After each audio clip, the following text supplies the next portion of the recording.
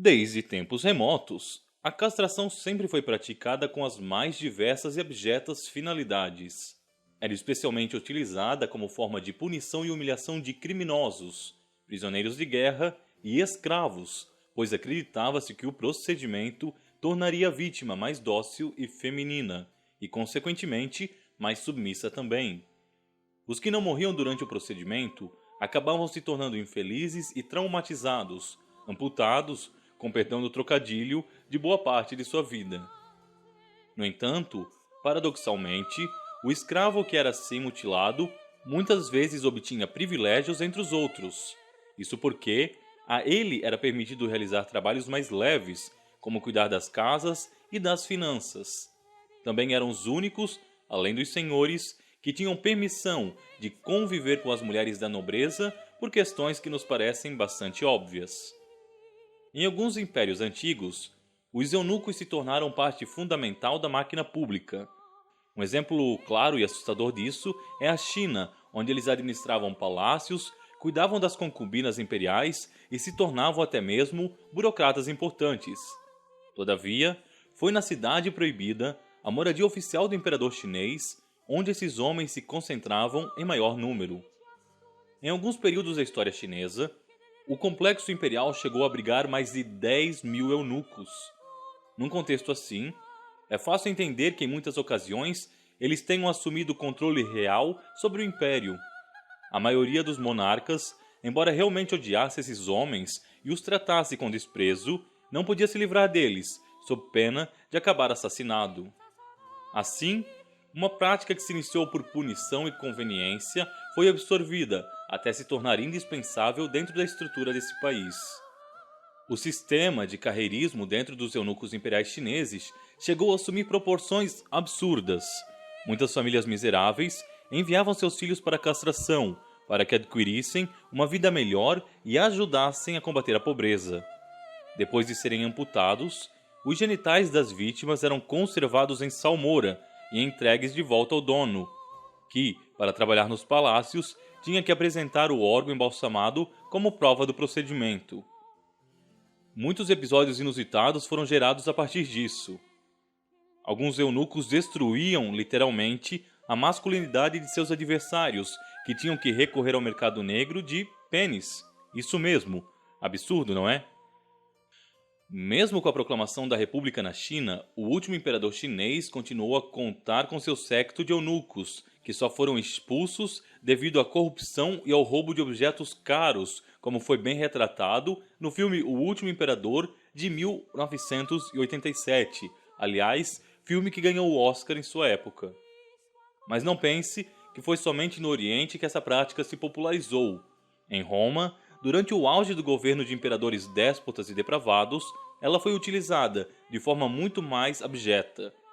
Os eunucos, além da humilhação sofrida em todo o processo de castração, frequentemente eram obrigados a se vestir e portar como mulher e até a irem em festivais públicos e casamentos como esposas fictícias, tudo para a diversão geral da população. Um dos episódios mais conhecidos relacionados a isso ocorreu durante o reinado de Nero, considerado um dos mais espúrios governantes desse império. É ele o grande acusado de ter ateado fogo em Roma para que pudesse expandir seu próprio palácio e, após ver que a situação havia saído de controle, acusou os cristãos de tudo.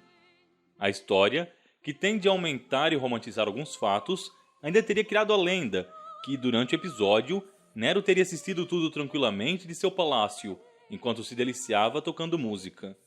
Daí que surge a expressão: enquanto Roma pega fogo, Nero toca harpa, utilizada para aqueles que, diante de situações de caos e preocupação, conseguem manter-se alheios e indiferentes. Outro lado de Nero era, evidentemente, suas bizarrices sexuais. Aliás, é interessante perceber que, embora Augusto, o primeiro imperador de Roma, tenha sido moral e púdico, os seus sucessores imediatos eram dados a toda sorte de depravações e sordidezes. Nero assassinou várias de suas esposas, e também sua mãe, com quem teria inclusive mantido relações. Mas foi o pobre Espúrio quem mais sofreu nas mãos das perversões sexuais desse déspota. Como o rapaz era bonito e delicado, o imperador o castrou, isso mesmo, para que mantivesse seus traços e obrigou a se passar por sua esposa. Espúrio era tratado como uma verdadeira imperatriz. Recebia toda sorte de luxos e cuidados, mas era frequentemente humilhado e envergonhado por ter que se vestir de mulher. Não há sinais de que fosse realmente transexual ou que se sentisse confortável nesse relacionamento, que deve ter tornado a sua vida ainda mais miserável. Após a morte do tirano, outros tentaram usurpá-lo como símbolo sexual, mas o pobre Espúrio, exausto da vida que levava, resolveu dar cabo a tudo isso cometendo suicídio. Na época, ele contava com apenas 20 anos. Outro eunuco famoso da Roma Antiga foi Halotus, amigo, servo e próximo de Cláudio. Ele chegou a ocupar várias funções, inclusive provador oficial, para garantir que a comida não estivesse envenenada. As más línguas da época, e más línguas é uma coisa que nunca falta, diziam que ele e a imperatriz eram amantes, o que originou suspeitas de conspiração quando Cláudio morreu subitamente. Mesmo assim, e embora alguns tenham exigido que o escravo fosse punido, o processo jamais prosseguiu e ele levou uma vida próspera na corte até o fim da vida.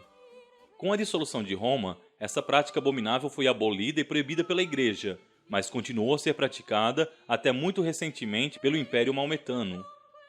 No entanto, como na crença muçulmana a emasculação era considerada algo que tornava a terra impura, foram criados centros especializados para isso nas fronteiras do Império, sobretudo da África, de onde vinham a maioria dos eunucos. Mas sem sombra de dúvidas, o que mais nos chama a atenção na longa história desses pobres infelizes são os castrati, cantores que eram submetidos ao processo para que adquirissem uma tessitura vocal semelhante à das mulheres. Isso mesmo, você não me ouviu errado. E se você pensa que se trata de uma prática antiga, está completamente enganado. Os castrati foram famosos entre os séculos XVI e XIX, numa época tida como científica e esclarecida. As coisas, como sempre, surgiram meio de repente. A mutilação era proibida pela Igreja, mas permitida em casos de tratamento de tumores e doenças semelhantes. No entanto, mulheres não podiam cantar em corais, e as vozes femininas eram então substituídas por rapazes pré-púberes. Logo que os meninos se adaptavam aos papéis, a mudança de voz fazia com que tivessem que ser escolhidos substitutos. Foi então que começou aos poucos a se popularizar, primeiro por debaixo dos panos e depois abertamente, a prática de castrar esses cantores antes que alcançassem a puberdade, de forma que pudessem continuar trabalhando indefinidamente nos corais. A prática, que foi mantida com o aval de partes corruptas do clero, logo alcançaria proporções admiráveis e se espalharia para as óperas também. Isso porque os castrati possuíam um timbre único que reunia a delicadeza feminina com a capacidade pulmonar e a estrutura muscular de um homem, desenvolvidas mesmo com a emasculação. Os castrati adquiriram com o passar do tempo status semelhantes àqueles dos ídolos pop atuais. Os mais famosos viajavam em turnês pela Europa, eram recebidos por reis e nobres e enriqueciam de forma nunca vista por nenhum artista da época. Alguns chegavam a ganhar títulos nobiliárquicos e tinham sepultamentos dignos de santos e reis. A motivação das famílias, que permitiam que seus filhos fossem submetidos a isso, era semelhante à dos antigos chineses.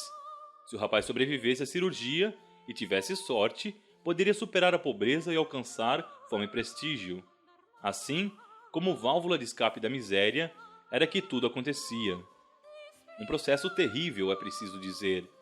A castração em geral era feita por barbeiros, que também removiam sinais e pequenos tumores. Enchia-se uma banheira com leite e gelo, que servia para anestesiar e facilitar a coagulação do sangue. Depois disso, embebedava-se o menino e cortava-lhe os testículos, frequentemente preservando, no entanto, o restante. Os castrati, ironicamente, se tornavam um símbolo sexual entre as mulheres ricas da época. Qualquer semelhança com os ídolos de K-pop hoje em dia não é mera coincidência. Várias lendas se proliferaram a esse respeito. Argumentava-se que esses homens, justamente por serem assim, podiam dar mais prazeres às mulheres sem que cansassem, como os outros, e certamente a gravidez também não era um mal recorrente. O mais famoso desses sex symbol foi Farinelli, que viveu entre 1705 e 1782. Ele percorreu quase todos os países da Europa, arrastando multidões de mulheres entusiasmadas. Alguns chegavam ao cúmulo de dizer que sua voz, potente e excêntrica, era capaz de levar uma mulher ao orgasmo com a simples vibração produzida. Aos poucos, é claro, a prática foi declinando. As óperas compostas para os castrati tiveram que ser adaptadas, uma vez que nenhuma mulher ou homem comum era capaz de executá-las. Mas o uso desses homens em corais só foi proibido definitivamente pela Igreja em 1902, pelo Papa Leão XIII. O último castrati reconhecido foi Alexandro Moreschi, que morreu em 1922. Alguns registros de áudio sobre o cantor chegaram a nós, mas eles não são considerados bons tanto pela péssima qualidade dos gravadores da época, quanto por terem sido feitos já com Moreschi em idade avançada, quando sua voz estava comprometida. Além disso, vale lembrar que ele surgiu no declínio dessa prática e esteve longe de receber o treinamento daqueles que lhe precederam. Ainda assim, fica aqui o registro do áudio. Ouça só.